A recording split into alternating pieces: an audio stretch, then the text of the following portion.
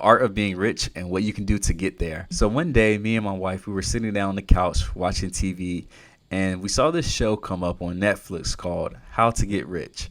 And I would advise you to check it out. It's a great show. And as we were watching the show, the main guy, the host, if you will, he had this one question that he kept asking all the people that was helping to get rich. And to give you a little bit of backstory about this movie, about this show, was that this guy who's a financial guru, he goes and he helps people from all different backgrounds in order to become rich, to get them out of debt. So he's working with some people who are just your typical middle class families, if you will, trying to help them to get out of debt. But he's also working with people who are well below, like, let's say, like the national average, if you will, right? Like almost in poverty, if you will.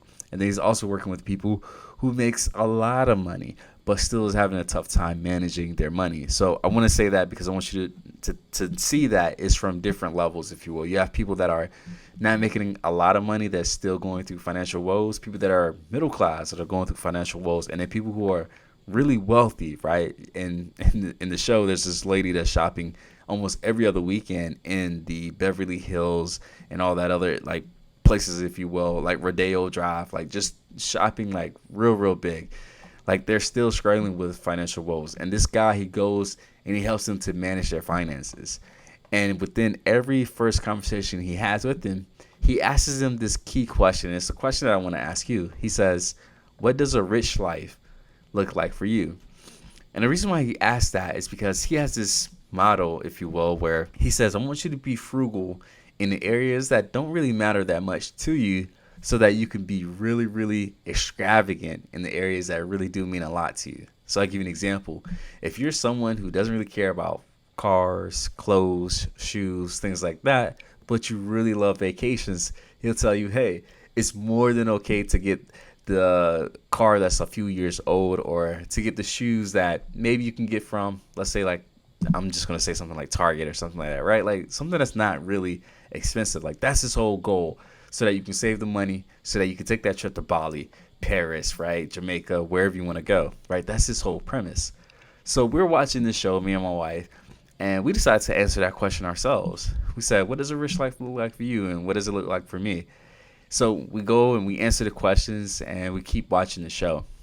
So then a few weeks later, me and my wife, we had to go and we had to run an errand, right? We had to go to the bank because we had to cash a check.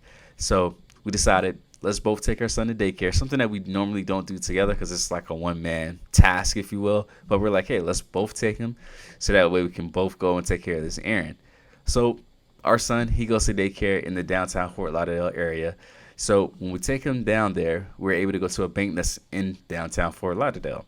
So we go to the bank, and we actually ended up finishing what we need to do at the bank relatively fast. So me and my wife, we look at the time and we see that, man, we have a couple hours to kill. So we decided, you know what? Let's just go down walking down the street. And as we're walking down the street, I look across and I see this amazing restaurant, right? And it says breakfast on the top, right? It was around like 9 a.m. So I was like, hey, do you want to go get breakfast? And she was like, sure, why not? So we go and we get breakfast. And as we're sitting down in this restaurant, you know, we're sitting outside, we're sitting like on the street, if you will. And we look up, and we just had this both silly smile on our faces. We're both looking at the menu. We're looking at each other, right? We're just enjoying each other's time, right? And what's beautiful about that moment was that we didn't have to worry about a task, right? We didn't have to worry about work stuff. We didn't have to worry about chores around the house.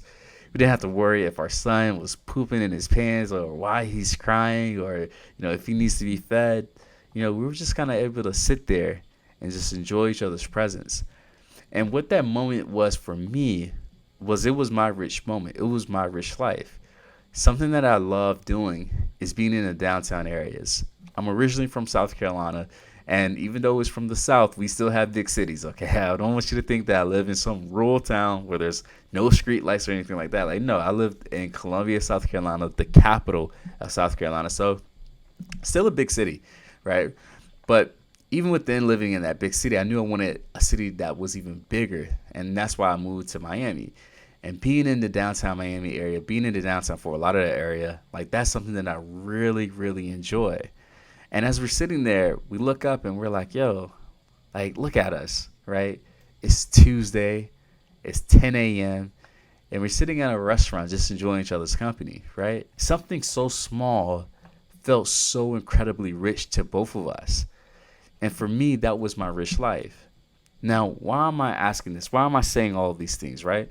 I'm saying this because a few reasons, so I want you to bear with me. One of those reasons is that it doesn't take much for you to have a rich life. And I know when I started this podcast, you may have been thinking, okay, maybe Coach Wells is going to give me some financial advice. And I could, but I want to tell you, money in the right context can make you a rich person. Money in the wrong context can still leave you as a poor person. So even if you had $10 million, $100 million, but in the wrong context, right? So let's say it's $100 million is what you had, but in the context of having really, really poor health, or in the context of not having a happy family, right? Or in the context of just simply feeling like you're still not good enough. That is still a poor life.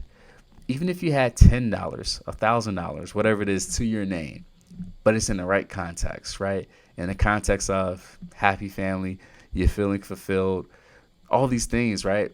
You would feel just as rich, or one would even say richer, than someone who has 10 times, 100 times as much money as you.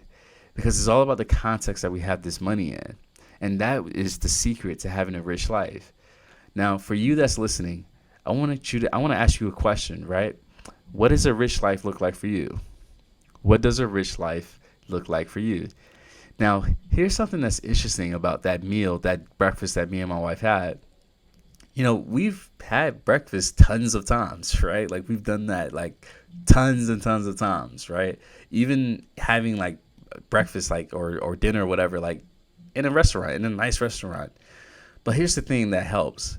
Me and her, we took the time to actually ask ourselves, what does a rich life look like? And because we had this on our mind, we was able to catch the richness of that moment. Because if we didn't, that moment would have passed by us and we wouldn't even known it. So here's what I'm trying to say. In order to have a rich life, you also have to have awareness about what this rich life looks like. Because if not, these riches could be passing you by each and every day and you not even know it. So again, I ask, what does a rich life look like for you? It doesn't take that much, and you'd be surprised how close you are to having a rich life.